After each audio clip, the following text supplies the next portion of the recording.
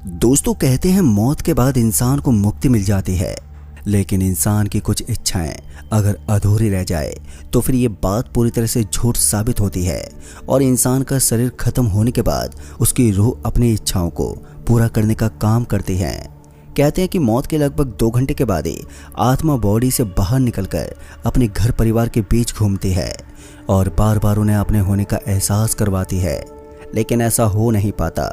आत्मा अपनी तमाम कोशिशों के बावजूद भी शरीर में प्रवेश नहीं कर पाती और ये कुदरत का नियम है। और वही आत्मा लगभग 12 दिनों के अंतराल तक अपने घर वालों के बीच में ही रहती है और उनके मातम को देखती है। सुनने में कितना अजीब लगता है, लेकिन ये एक दर्दनाक सच है जो एक दिन सभी को सहना है। कुछ लोग इस दुनिया से जाते जाते अपनी सारी इच्छाएं पूरी कर देते हैं, तो कुछ अपनी तमाम इच्छाओं को पूरा करने से पहले दुनिया से चल बसते हैं। दोस्तों आज की कहानी भरत की है। भरत के नीलेश का अभी कुछ दिनों पहले देहांत हो गया था। देहांत के बाद ना जाने क्यों भरत को बार बार ऐसा लगता है कि उसके आसपास उसका भाई घूम रहा है।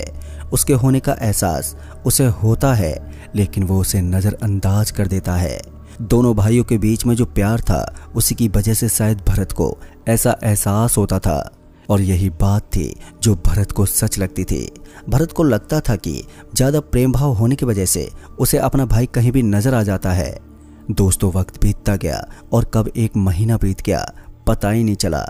पुलिस की पूरी जांच पड़ताल के बाद भी नीलेश की मौत का पता ही नहीं चल पा रहा था। हुआ कुछ ऐसा था कि रात को नीलेश की डेड बॉडी गांव के चबूतरे पर पड़ी मिली थी। वैसे तो नीलेश 2 नंबर के कामों में चलता था, लेकिन दुश्मनी के मामले में वो कहीं नजर भी नहीं आता था। उसका स्वभाव बड़ा नरम था और लोगों से बड़े प्यार के साथ बात करता था। यहाँ तक कि उसके प्रतिद्वंदी भी नीलेश को दुश्मन के तौर पर नहीं देखते थे। लेकिन वक्त का पहिया बदला और कब नीलेश को मौत के घाट उतार दिया गया ये पता ही नहीं चला। किसी ने भरत की मौत को हार्ट अटैक बताया तो किसी ने मर्डर केस बताया। पुलिस ने भी इस चीज़ की बहुत जांच करने की कोशिश की, लेकिन इसका कोई फायदा ही नहीं हुआ। खैर जैसे जैसे समय बीतता जा रहा था तो वैसे वैसे हम भी इस बात को भूलते जा रहे थे। लेकिन फिर एक रात कुछ ऐसा हुआ जिसके बाद मेरे भाई ने मेरे दिल में फिर से कहर मचा कर रख दिया। हुआ कुछ यूं था कि उस रात मैं अपने दिन का पूरा काम निपटाने के बाद कमरे में लौटा। मेरे हाथ में मेरा लैपटॉप था और यूं ही लैपटॉप को चलाते चलाते कब मेरी आंख लग गई मुझे पता ही नहीं चला। फिर रात के लगभग 1 से 1:30 बजे के आसपास अचानक मेरी आंख खुली तो जैसे मैंने लैपटॉप की स्क्रीन की तरफ देखा तो उसमें कुछ चल रहा था। ठीक से देखने पर मुझे पता चला कि ये जगह हमारे गांव के स्थान जैसी थी, जहां एक चबूतरा बना हुआ था और बगल में एक पीपल का बड़ा सा पेड़ था। वो पीपल का बड़ा सा पेड़ लगभग वैसा ही था जैसे हमारे गांव का पेड़ बना हुआ था। जैसे मैंने ये दृश्य देखा तो मेरी आंखें फटी की फटी रह गई। इससे पहले कि मैं उसको पूरा देख पाता कि अचानक लैपटॉप की स्क्रीन में मुझे 3 से 4 आदमी नजर आए जिनके हाथों में छोटी पिस्टल थी। फिर वो सीधे एक आदमी के पास पहुंचे जो चबूतरे पर बैठा हुआ था। ना जाने क्यों लेकिन उस आदमी का चेहरा मुझे कुछ जाना पहचाना हुआ सा लग रहा था। उन लोगों ने 1 सेकंड भी नहीं गवाया और सीधे चबूतरे पर बैठे हुए उस आदमी के पास जाकर उसके गर्दन को धर दबोच लिया और उसे वहीं तड़पा तड़पा कर मार डाला। इतना सब देखने के बाद मेरी तो हिम्मत ही टूट चुकी थी। जब मेरी नज़र ठीक से उस चेहरे पर पड़ी तो मैं ज़ोर से चिल्ला उठा। ये किसी और का नहीं बल्कि मेरे भाई का चेहरा था। इतने में ही मेरी आँख खुली तो मैंने देखा कि मैं अभी एक भयानक सपने से बाहर आया था। बगल में मेरा लैपटॉप सच में चल रहा था और जैसे मैंने लैपटॉप को चलता हुआ देखा तो मैं कंफ्यूज हो गया। मुझे समझ में नहीं आया कि मैंने सपना देखा था या फिर कोई हकीकत। लैपटॉप की स्क्रीन में एक वेब सीरीज चल रही थी। यह सब देखकर एक बार के लिए मुझे थोड़ा अच्छा महसूस हुआ, क्योंकि अभी मैं केवल एक बुरा सपना ही देख रहा था। लेकिन इस सपने से कोई भी हकीकत जुड़ी हुई हो सकती थी। पर फिर भी मैंने इस चीज़ पर ज़्यादा ध्यान नहीं दिया और लैपटॉप की स्क्रीन को बंद कर दिया। फिर मैं जल्दी से उठा और फ्रिज से पानी की बोतल निकालकर थोड़ा पानी पीकर वापस से बिस्तर पर लेट गया। और उसके बाद ना जाने कब मेरी आंख लग गई मुझे पता ही नहीं चला। फिर उसके बाद जब मैं सुबह उठा तो मैंने इस छोटी सी घटना के बारे में अपने घर वालों को भी बताया, लेकिन कोई भी मेरी बात पर विश्वास करने के लिए तैयार ही नहीं था। तभी सभी लोगों ने बोला कि तुम्हारे दिमाग में चल रही बातों की वजह से तुमने कोई बुरा सपना देखा है। फिर मुझे भी यही लगा कि हो सकता है किसी बुरे सपने ने मुझे अपनी गिरफ्त में ले लिया हो। खैर, इस बात को नज़रअंदाज करने के बाद मैं फिर से अपनी दिनचर्या के कामों में लग गया। वक्त बीता और एक बार फिर से रात हो गई। मैं फिर से अपना लैपटॉप लेकर बैठा, लेकिन आज मैंने कल की गलती को नहीं दोहराया था और लैपटॉप की स्क्रीन बंद करके आंख बंद करके सो गया। दोस्तों, आज की रात कुछ खास थी। मेरे साथ कुछ ऐसा होने वाला था जो मैंने अपने सपने में भी नहीं सोचा था। रात के लगभग 1 से 1:30 बजे ये वही समय था जब कल रात को मैंने एक भयानक सपना देखा था। आज भी कल की तरह अचानक मेरी आंख खुल गई। घड़ी की टिक टिक की आवाज़ से घर में एक अजीब सा माहौल बना हुआ था। गर्मी की उस रात में उस घड़ी की टिक टिक की आवाज़ के अलावा दूसरी कोई ध्वनि मुझे सुनाई नहीं दे रही थी। तभी मैं उठा और सीधा फ्रिज की तरफ बढ़ा, लेकिन इस बार मैं जैसे पानी पीने के लिए बोतल निकालने लगा तो अचानक ही किसी ने मेरे कंधे पर हाथ रखा। ये हाथ इतना ठंडा था कि मैं डर के मारे जल्दी से पीछे घूम गया और जैसे मैं पीछे घूमा तो मेरी आंखें फटी की फटी रह गई। दरअसल मैंने देखा कि पीछे की तरफ खड़ा हुआ वो शख्स कोई और नहीं बल्कि मेरा ही भाई था। अपने भाई को अपने सामने खड़ा देखकर मुझे डर तो बहुत लग रहा था, लेकिन साथ ही साथ मैं काफ़ी ज़्यादा इमोशनल भी हो गया था। मैं उसे छूने ही वाला था कि इतने में ही मेरा हाथ उसके आर पार हो गया। ये मेरा भाई नहीं बल्कि उसकी रूह थी। उसे अपने सामने देखकर मेरी आवाज़ दब गई थी। उसको देखकर ऐसा लग रहा था कि वो मुझे कुछ बताना चाहता है। इससे पहले कि हम दोनों के बीच में कोई डिस्कस होता कि तभी अचानक मेरी मम्मी रसोई में पहुंच गई और जैसी मम्मी रसोई में पहुंची तो वो एकदम से गायब हो गया। मम्मी ने जल्दी से लाइट ऑन की और उसके बाद मम्मी ने बोला, क्या हुआ भरत, तू इतनी रात को यहाँ फ्रिज के पास क्या कर रहा है? पता नहीं क्यों, लेकिन मम्मी के आने के बाद एक बार के लिए सब कुछ नॉर्मल सा हो गया था। मैं मम्मी को ये सब बताना चाहता था, लेकिन फिर मैंने सोचा कि अब तो जो सच्चाई सामने आएगी उसके बाद ही जिक्र किया जाएगा। हो सकता है कि ये मेरी गलत फहमी हो। उसके बाद मैं फिर से अपने कमरे में गया और आराम करने लगा। पर आज सुबह तक मेरी तबीयत काफ़ी ज़्यादा बिगड़ चुकी थी, जिस वजह से आज मैं ऑफिस नहीं जा पाया और घर पर ही आराम करने लगा। पूरे दिन मेरे दिमाग में यही बात चल रही थी कि आखिर मेरे भाई के साथ हुआ क्या था और वो बार बार मुझे हर जगह नज़र क्यों आ जाता है। ना जाने क्यों, लेकिन मेरा दिल इस बात पर यकीन करने को तैयार ही नहीं था कि किसी ने मेरे भाई का कत्ल किया है।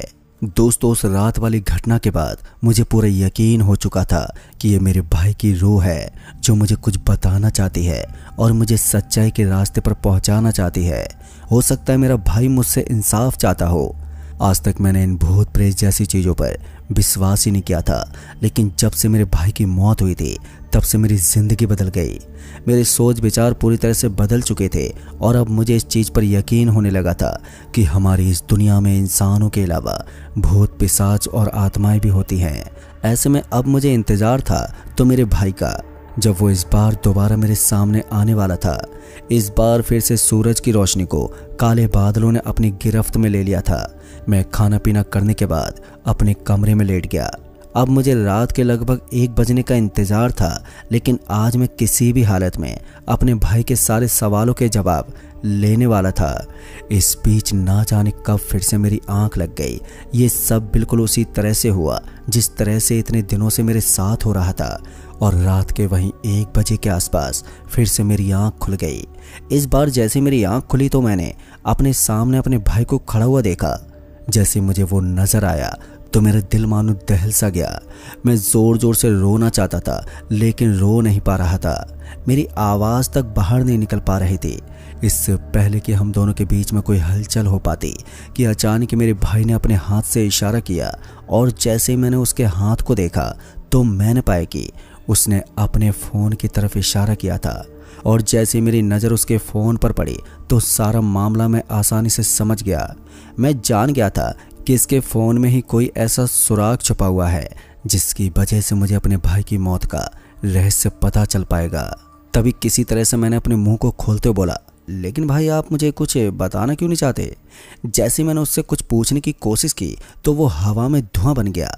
पता नहीं क्यों, लेकिन जैसे मैं अपने भाई से कोई बात करने की कोशिश करता तो वो छूमंतर हो जाता। दोस्तों, ये सब मेरी सोच से परे था, लेकिन उसके बाद मैंने उसका फ़ोन उठाया तो मैंने पाया कि उसका फ़ोन स्विच ऑफ था।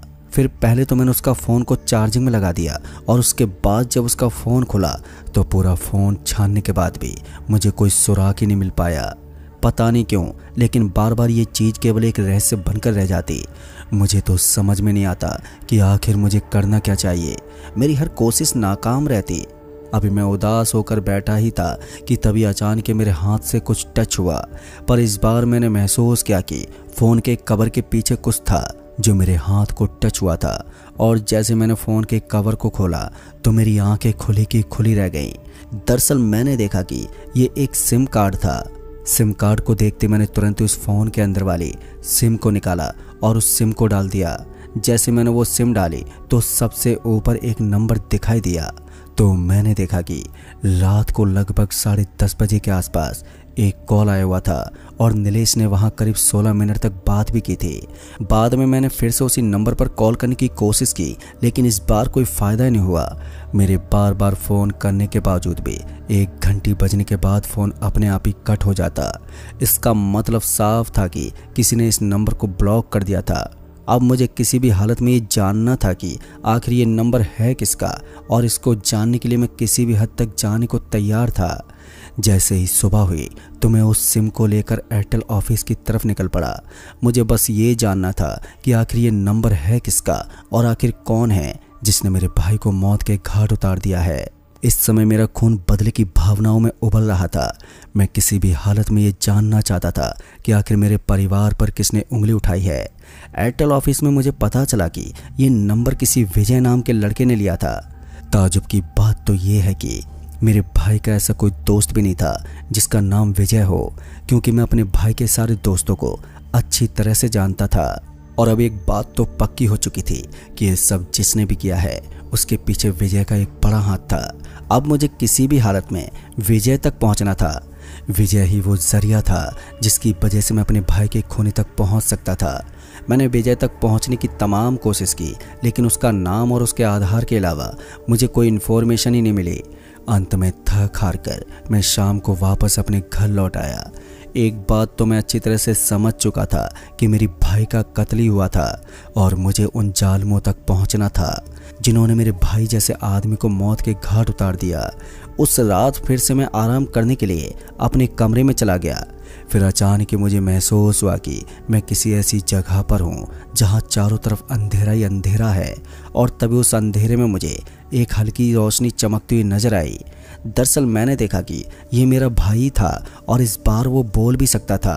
तभी उसने हल्की सी आवाज़ में कहा, अगर तुम्हें मुझे इंसाफ दिलाना है तो फिर जल्दी से जल्दी दिल्ली चले जाओ, और हाँ, रात को लगभग 2 बजे के आसपास मुझे दिल्ली सड़क पर मिलना। वहीं पर वो कातिल तुम्हारा इंतज़ार करेगा, और मैं भी। इतना कहने के बाद मेरा भाई एकदम से गायब हो गया और उसके बाद अचानक मेरी आँख खुली। सपने ही सपने में मैंने काफ़ी हकीकत जान ली थी और मुझे पता चल चुका था कि आज मुझे क्या करना है। इसलिए दूसरे दिन का सूर्योदय होते ही मैं सीधा दिल्ली के लिए निकल गया।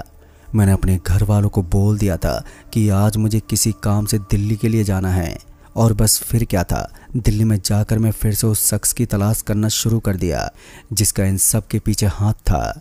कब सुबह से शाम हो गई मुझे पता ही नहीं चला, और उसके बाद मैं दिल्ली के एक होटल में रुका। मेरे भाई ने मुझे ये बताया था कि रात को 2 बजे तुम दिल्ली में मिलना, लेकिन उसने कहाँ मिलने को बोला था इस बात का मुझे कोई मालूम ही नहीं था। कहते कि जब इंसान की मौत आती है तो काल उसे अपने आप ही अपनी ओर खींच लेता है।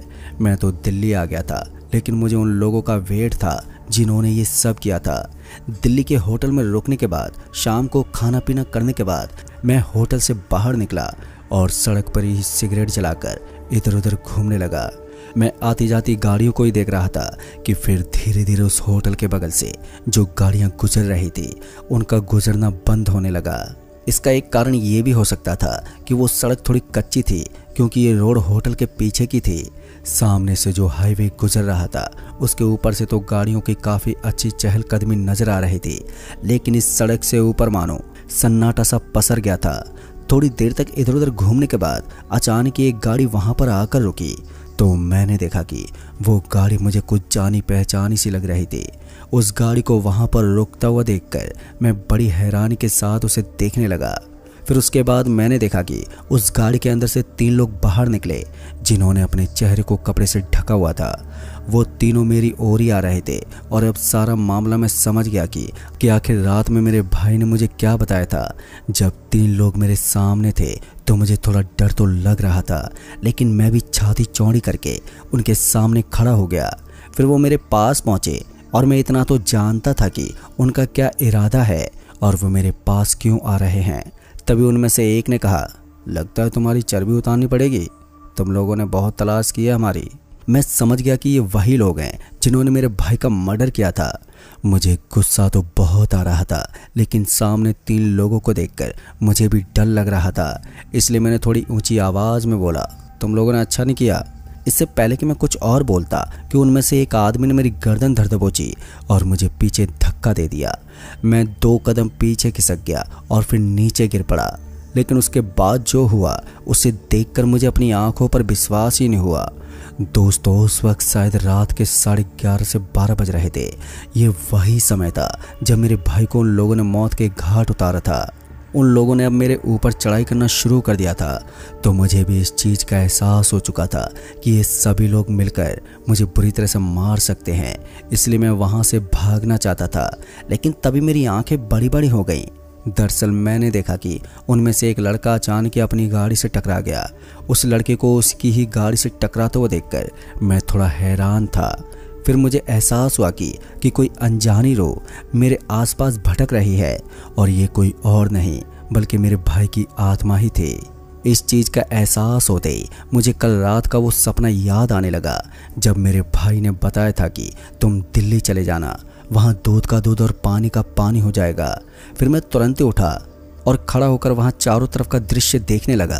फिर इसी बीच एक लड़का मेरी तरफ फिर से भागता हुआ आया, लेकिन उसे भी एक तगड़ा पंच मिला और वो भी एक ही बार में ज़मीन पर ढेर हो गया। सच कहूँ तो उस वक्त मुझे अपनी आंखों पर यकीन ही नहीं हो रहा था। मुझे ऐसा लग रहा था कि मैं किसी भूतिया फिल्म को देख रहा हूँ, जहाँ हीरो के भाई की मदद करने के लिए उसका भाई आत्मा बनकर आया हो। इस वक्त मेरे सामने सब कुछ ऐसा ही हो रहा था और देखते ही देखते उन लोगों को इतनी बुरी तरह से मार पड़ी कि किसी का हाथ टूट गया तो किसी का पैर। हद तो तब हो गई जब उनमें से एक लड़के को मौत के घाट उतार दिया गया। बस वही समय था जब मुझे लगा कि अब मैं पुलिस केस में फंस सकता हूँ। इसलिए मैंने तुरंत ही वहाँ से निकलना बेहतर समझा। लेकिन भागने से पहले मैंने देखा कि अब उन लड़कों के चेहरों के ऊपर से नकाब हटने लगे थे और जैसे उनका नकाब हटा तो उसके बाद का दृश्य देखकर मेरा शरीर किसी बर्फ़ की तरह जम गया। दरअसल मैंने देखा कि इस वक्त जो मुझे अपने सामने नजर आ रहे थे ये कोई और नहीं बल्कि मेरे भाई के ही दोस्त थे, जिनका नीलेश भाई के साथ आना जाना रहता था और वो उन्हें काफ़ी क्लोज दोस्त मानते थे। अब ये सब देखते मैं एक बात समझ गया कि दुनिया में परिवार के अलावा कोई भी अपना नहीं होता है, बाकी सब पराये होते हैं जो अपने मतलब के लिए किसी भी हद तक गिर सकते हैं। ये डरावना दृश्य मेरी आंखों से देखा नहीं गया और फिर मैं वहाँ से भागता हुआ सीधा होटल में आ गया। होटल में आने के बाद मैं सीधा अपने कमरे पर पहुँचा और कमरे में पहुँचकर थोड़ी देर के लिए सही आराम करने लगा। उसके बाद जब सुबह हुई तो मैं सीधा अपने घर पहुंचा और घर पहुंचकर मैंने अपने घर वालों को रात में हुई पूरी घटना के बारे में बताया। मेरी बात सुनकर मम्मी पापा को मेरी बात पर यकीन ही नहीं हो रहा था। उनका कहना था कि ज़रूर तुमने फिर से कोई बुरा सपना देखा था, लेकिन इस बार उन सभी की बातें धरी की धरी रह गई थी, क्योंकि सुबह ही न्यूज़ मिलते ही होटल के पीछे 3 लड़कों की लाश मिली जो किसी डाकू की तरह लगते थे। अब सभी को मेरी बातों पर यकीन होने लगा। मेरे भाई की आत्मा को शांति नहीं मिली। ऐसे में हमने फैसला किया कि उनको शांत करने के लिए हमें घर में हवन करवाना चाहिए। फिर उसके बाद हमने ठीक वैसा ही किया और घर में हवन वगैरह की सुविधा करके 3 दिन के लिए हवन चलाया गया। हवन इतना बड़ा था कि पूरा घर शुद्धिकरण किया गया और उसके बाद जाकर सब कुछ नॉर्मल होने लगा। वो आखिरी बार था जब मैंने अपने भाई को अपने सपने में देखा था। उस दिन को बीते आज काफ़ी समय हो गया है, लेकिन उसके बाद मैंने कभी भी अपने भाई को ना ही तो कभी सपने में देखा और ना ही प्रेत के रूप में कहीं वो नज़र आया। लेकिन आज भी मुझे एक बात समझ में नहीं आती है कि इतने खास दोस्त अचानक से दुश्मन कैसे बन गए। क्या इसकी वजह पैसे थी या फिर कोई लड़की जिसकी वजह से उन सभी के बीच में दरार पड़ गई। बहुत दिनों तक मैंने इस चीज़ की तलाश करने की भी कोशिश की कि आखिर उन दोनों के बीच में ऐसा क्या हुआ, लेकिन मुझे कोई सुराग ही नहीं मिला। और आज भी वो रहस्य केवल एक रहस्य ही बनकर रह गया है कि उन दोनों के बीच में ऐसा क्या हुआ जिसकी वजह से वो आपस में ही लड़ मरे। तो दोस्तों, इस कहानी में बस इतना ही। कहानी आपको पसंद आई हो तो वीडियो को लाइक शेयर कमेंट ज़रूर कर दें। तो मैं आपका दोस्त राजकुमार जल्द ही मिलूंगा ऐसी एक और भूतिया घटना के साथ। तब तक के लिए बाय एंड टेक केयर। दोस्तों, मेरा नाम अर्जुन है और मैं एक प्राइवेट कंपनी में काम करता हूँ और किसी कारण की वजह से ऑफिस में काम काफ़ी ज़्यादा आ गया था और इसी के चलते हुए मुझे समय पर छुट्टी नहीं मिल पाई। और तो और मेरे शादी के एक दिन पहले मुझे छुट्टी दी गई और उसी दिन मुझे अपने गांव भी जाना था। तत्काल मैंने टिकट निकाली और ट्रेन पकड़कर रवाना हो गया। वैसे मेरे शहर से गांव की दूरी ज़्यादा नहीं थी और रात को मैंने सफ़र करने का फैसला किया क्योंकि मुझे सुबह कैसे भी करके गांव पहुंचना था और अगले दिन मेरी शादी थी। सब कुछ प्लानिंग के हिसाब से चल रहा था, लेकिन मेरे ऑफिस वालों ने जिस तरीके से मुझे एंड टाइम पर छोड़ा उसके चलते मैंने सही से तैयारी भी नहीं की थी। वो तो अच्छी बात थी कि मेरे भैया ने गांव में सारी तैयारियां कर ली थी, बस मुझे मंडप तक किसी तरीके से पहुंचना था। मैंने रात को ट्रेन पकड़ी और अपने गांव के लिए रवाना हो गया। मैं अपने गांव का नाम नहीं बताना चाहता हूं। दोस्तों, मैं ट्रेन में बैठकर गांव की तरफ ही जा रहा था कि तभी मैंने देखा कि ट्रेन के अंदर एक महिला लंगड़ाती हुई आई है। उसका मेरी तरफ आना इसलिए भी हैरान कर रहा था क्योंकि अभी ट्रेन कहीं रुकी भी नहीं थी और उसके हाथ में कोई सामान भी नहीं था। रात काफ़ी ज़्यादा हो गई थी और लगभग ट्रेन की सभी बर्थ खाली हो चुके थे। बस गिनती के 2-4 लोग ही मेरे कोच में बैठे हुए थे। वो महिला लंगड़ाते हुए आकर मेरे सामने वाले सीट पर बैठ गई और उसने मुझे ऊपर से नीचे तक देखा। मुझे समझ में नहीं आया था कि वो महिला लंगड़ाती हुई आकर मेरे पास ही क्यों बैठी है, क्योंकि जिधर से वो आ रही थी उधर कई सीट पहले से ही खाली थी। आखिर उसने मेरे सामने आकर बैठना क्यों पसंद किया। तभी उस औरत के पीछे पीछे 2 हट्टे कट्टे लोग और आ गए और मेरे बगल में आकर बैठ गए। उनको देखकर मुझे थोड़ा सा अटपटा ज़रूर लगा, लेकिन मैंने उनसे पूछना बेहतर नहीं समझा क्योंकि जब वो लोग बैठ रहे थे तो मैंने देखा कि उनमें से एक आदमी के पास चाकू था। तभी दूसरा आदमी जाकर उस औरत के पास बैठ गया और जैसे वो आदमी उस औरत के पास बैठा तो वहाँ से वो औरत उठकर जाने लगी। तभी उसके पीछे पीछे वो दोनों आदमी भी निकल गए थे, पर दरवाजे पर जैसी वो औरत पहुंची कि पीछे से तब तक उनमें से एक ने उसका हाथ पकड़ लिया और उसके साथ छीना झपटी शुरू कर दी। उस महिला के गले में एक सोने की चैन मौजूद थी जिसकी वजह से ये गुंडे लोग उसके पीछे पड़ गए थे। मेरे मन में एक बार ख्याल आया कि मैं उस महिला की मदद करूं, लेकिन मैंने देख लिया था कि उन गुंडों के पास चाकू मौजूद है और वहां पर मेरा बोलना सही नहीं होता। अगले दिन मेरी शादी थी, इसलिए इस मामले में पड़ना मैंने बेहतर नहीं समझा, पर चैन की छीना झपटी में वो महिला ट्रेन से नीचे गिर गई। तभी मैं एकदम से अपनी जगह से खड़ा हुआ और जाकर उस महिला को देखने लगा कि तभी मेरी खिड़की की तरफ से एक जोरदार आवाज़ आई। जैसे मैंने अपनी गर्दन घुमाकर अपनी खिड़की की तरफ देखा तो मुझे वही महिला खून में लथपथ एक भयानक शक्ल में दिखाई दी। अब उसको देखकर मैं बुरी तरह से डर गया और अपनी जगह से 2 कदम पीछे हट गया। मेरे हाथ पैर के रोंगटे अब खड़े हो चुके थे और मैं इधर उधर गर्दन घुमाकर देखने लगा तो पूरी कोच में कोई भी मौजूद नहीं था। अभी तक 2-4 लोग कोच में मौजूद थे, लेकिन अचानक ही वो भी कहीं गायब हो गए थे। ये चीज़ मुझे बिल्कुल भी समझ में नहीं आई, जिससे मुझे और भी ज़्यादा डर लग रहा था। मेरे माथे पर पसीना आ चुका था और मेरे दिल की धड़कनें अपनी सीमित गति से काफ़ी ज़्यादा तेज हो चुकी थी। अभी डर के मारे मेरे हाथ पैर कांप ही रहे थे कि तभी पूरे कोच की लाइट जल बुझने लगी और इस मंजर को देखकर मैं बुरी तरह से डर गया था और मेरी आंखों के सामने से खिड़की के पास जो शक्ल आई थी वो जा ही नहीं रही थी। और इन सभी चीज़ों को देखते हुए मैंने फैसला किया कि मैं इस कोच से किसी और कोच में जाकर बैठ जाऊंगा, क्योंकि मेरी आंखों के सामने पहले ही बहुत हरकत हो चुकी है। अब मैं दूसरे कोच में जाने के लिए आगे की तरफ बढ़ने लगा और जैसे मैं टॉयलेट के पास पहुंचा तो मैंने देखा कि दूसरे कोच में जाने के लिए जो रास्ता होता है वो रास्ता किसी ने बंद कर दिया था। अब इस चीज को देखकर मैं और भी ज्यादा डर चुका था। ऊपर से कोच में जल रही लाइट एकदम से जल बुझने लगी। इसी के चलते हुए मैंने जेब में पड़े अपने मोबाइल को निकाला और निकालकर पुलिस को कॉल कर दिया। वहीं दरवाजे के पास ट्रेन में मौजूद पुलिस का नंबर दिया गया था और मैंने उस नंबर पर कॉल कर दिया उनको सारी घटना बताने के लिए। लेकिन मुझे नहीं मालूम था कि मेरे कॉल करने के बाद मेरे साथ कुछ ऐसा होगा जिसके बाद मैं कई गुना और भी ज्यादा डर जाऊंगा। तभी मैंने फोन लगाया और हड़बड़ाते हुए जो भी घटना मेरी आंखों के सामने हुई थी मैंने उन पुलिस वालों को बता दिया। लेकिन हैरान की बात थी कि उस तरफ से कोई भी जवाब नहीं दे रहा था। मैंने हेलो हेलो किया और फिर भी जब कोई जवाब नहीं आया तो मैंने पूछा, इंस्पेक्टर आप कुछ बोल क्यों नहीं रहे हैं? मेरे इतना बोलते ही फोन के अंदर से किसी महिला के हंसने की आवाज़ आने लगी और उस आवाज़ को सुनकर मैं बुरी तरह से डर गया था और मेरे हाथ में जो फ़ोन था वो फ़ोन मेरे हाथ से छूटकर ट्रेन की एक सीट के नीचे जाकर गिर गया। और उसे ढूंढने के लिए मैं जैसे नीचे झुका तो मुझे उसी महिला का चेहरा अचानक से सीट के नीचे दिखाई दिया, जिसके बाद मैं बुरी तरीके से छटपटा गया और मेरा शरीर पीछे वाली सीट से टकरा गया, जिसके चलते हुए मुझे भारी चोट भी आ गई। अब मैं जल्दी से खड़ा होकर वापस से दूसरी दिशा में भागने की सोचने लगा, क्योंकि इस तरफ कोच बिल्कुल बंद था। मुझे लगा दूसरी तरफ कोच खुला होगा तो उस तरफ से मैं किसी और कोच में चला जाऊंगा, और यही सोचकर मैं दूसरी दिशा में काफ़ी तेजी से भागने लगा। तभी मेरी नज़र अचानक से एक सीट पर कुछ चमकती हुई चीज़ पर पड़ गई और उसके चलते मैं वहीं पर रुक गया और उसको देखने लगा तो मुझे दिखाई दिया कि उस सीट पर उस महिला की साड़ी पड़ी हुई है, जो महिला मुझे थोड़ी देर पहले दिखाई दी थी और जिसके साथ इस तरीके का हादसा हुआ था। मैं समझ गया था कि मुझे वो महिला डराने की कोशिश कर रही है।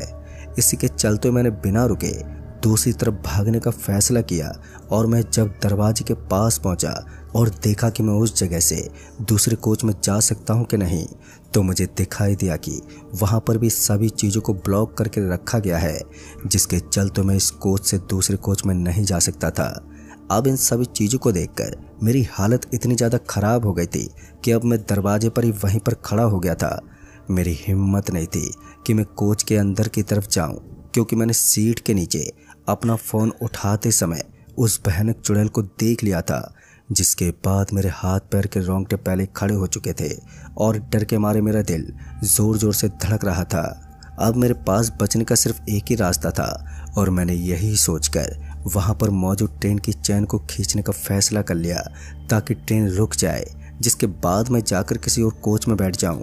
फिर जो मैंने सोचा था ठीक मैंने वैसा ही किया। मैंने वहां पर मौजूद ट्रेन की चैन को खींचा, लेकिन मेरे लाख कोशिश करने के बाद भी कोई फ़ायदा ही नहीं हो रहा था। ट्रेन अपनी गति में ही चल रही थी, ट्रेन रुकने का नाम ही नहीं ले रही थी, जिसके बाद मैं और भी ज़्यादा डर चुका था। अब मेरे पास बचने का कोई भी रास्ता मौजूद नहीं था, तो मैं चलती ट्रेन से नीचे भी नहीं कूद सकता था। अभी मैं दरवाजे के पास ही खड़ा था कि तभी मुझे एहसास हुआ कि मेरे बगल वाली बोगी की तरफ से कोई बड़ी ज़ोर ज़ोर से ठोक रहा है और उसे खोलने की कोशिश कर रहा है। और वो आवाज़ इतनी भयानक थी कि सच बताऊं तो मैं बुरी तरीके से डर गया था और डर के मारे मैंने फैसला कर लिया था कि मैं किसी सीट के नीचे छुप गया हूँ। अगर गुंडे लोग होंगे तो उन्हें पता नहीं चलेगा, और इसी के चलते मैं वहाँ पर मौजूद एक सीट के नीचे घुस गया। तभी एक ज़ोरदार आवाज़ आई और ये आवाज़ इतनी तेज़ थी कि एक तरफ तो ट्रेन का शोर मौजूद था और उसके बावजूद मुझे ये आवाज़ काफ़ी ज़ोर से सुनाई दी। तभी मुझे एहसास हुआ कि मेरे सीट की तरफ कोई बढ़ता हुआ आ रहा है, और फिर कुछ ही पल में मैंने देखा कि एक उल्टे पैर से एक महिला ट्रेन की बोगी के अंदर की तरफ जा रही है, और उसे देखकर मेरे रोंगटे खड़े हो गए और डर के मारे मेरे दांत आपस में टकराने लगे।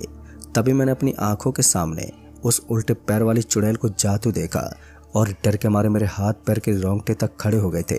लेकिन तभी अचानक से मेरी नज़र मेरे सामने वाली सीट के नीचे पड़ गई, तो मैंने देखा कि उस सीट के नीचे उसी महिला की लाश पड़ी हुई है, जो कि थोड़ी देर पहले इस ट्रेन से नीचे गिर गई थी। दोस्तों, उसको देखकर मैं बड़ी ज़ोर से चिल्ला उठा और सीट के नीचे से निकलकर अपनी गर्दन उस तरफ घुमा कर देखा जिस तरफ चुड़ैल जा रही थी। तो मैंने देखा कि अचानक से चुड़ैल ने अपनी गर्दन पूरी तरह से पीछे की तरफ घुमा ली और मेरी तरफ देखने लगी। उसको देखकर मेरे हाथ पैर ठंडे पड़ने लगे थे और मैं दूसरी दिशा में काफ़ी तेज़ी से भागने लगा। और जैसे दरवाजे के पास पहुंचा तो मेरी नज़र वहां पर मौजूद टॉयलेट के अंदर की तरफ पड़ गई। तो मैंने देखा कि टॉयलेट में 2 लोगों की लाशें पड़ी हुई हैं। जब मैंने टॉयलेट के दरवाजे को हल्का सा खोला और साफ साफ देखा तो मुझे दिखाई दिया कि ये दोनों तो वही लोग थे जो कि अभी थोड़ी देर पहले उस महिला से चैन खींच रहे थे, जिसके चलते उस महिला की जान चली गई। उनको देखकर मैं बुरी तरह से डर गया था और वहीं पर मौजूद लॉकर को खोलने की कोशिश करने लगा, जो कि एक कोच को दूसरे कोच से जोड़ता था। और मेरे थोड़ी कोशिश करने के बाद ही वो खुल भी गया और उसके खुलते मैं जल्दी से इस कोच से निकलकर दूसरे कोच के अंदर चला गया। पर मैं दूसरे कोच में जाकर एक परिवार वाले के साथ बैठ गया और मुझे हड़बड़ाता हुआ देखकर उन्हीं में से एक आदमी ने मुझसे पूछा, भाई साहब क्या हुआ, आप इतने घबराए क्यों हैं? तब मैंने उन्हें सारी बात बताई तो मुझे पता चला कि ये घटना 1 हफ्ते पहले ही हो गई थी। उस आदमी ने मुझे बताया कि 1 हफ्ते पहले इसी ट्रेन में एक ऐसी घटना हो गई थी और उसने फिर अपने मोबाइल का इंटरनेट खोला और न्यूज़ में इस घटना को दिखाया। उस आदमी से मोबाइल लेकर मैंने उस न्यूज़ को पढ़ा तो मुझे पता चला कि ये सब उसी के चलते हुए हो रहा है। उसी की आत्मा मुझे डराने की कोशिश कर रही थी, क्योंकि जब 1 हफ्ता पहले ये हादसा उस महिला के साथ हुआ था तो उस समय उस कोच में कई लोग मौजूद थे, लेकिन किसी ने भी उस महिला की मदद नहीं की थी। इसी के चलते वो लोगों को डराती है। और फिर दोस्तों कुछ समय के बाद मेरा स्टेशन भी आ गया और मैं वहीं पर उतर गया और डरते हुए किसी तरीके से मैं अपने घर पहुंचा। सुबह का समय हो गया था। घर में लोग मुझे देखकर समझ गए थे कि मैं काफ़ी ज़्यादा थक चुका हूँ, लेकिन उन्हें इस हादसे के बारे में बिल्कुल भी खबर नहीं थी और ना मैंने आज तक उन्हें इस हादसे के बारे में बताया। लेकिन दोस्तों आज भी जब मैं उस हादसे के बारे में सोच लेता हूँ तो डर के मारे मेरे हाथ पैर के रोंगटे खड़े हो जाते हैं और ऐसा लगता है जैसे ये कल की ही बात है। तो दोस्तों इस कहानी में बस इतना ही। कहानी आपको पसंद आई हो तो वीडियो को लाइक शेयर जरूर कर दें और साथ ही हमें नीचे कमेंट बॉक्स में ज़रूर बताएं। तो मैं आपका दोस्त राजकुमार जल्द ही मिलूँगा ऐसी एक और नई कहानी के साथ। तब तक के लिए बाय एंड टेक केयर।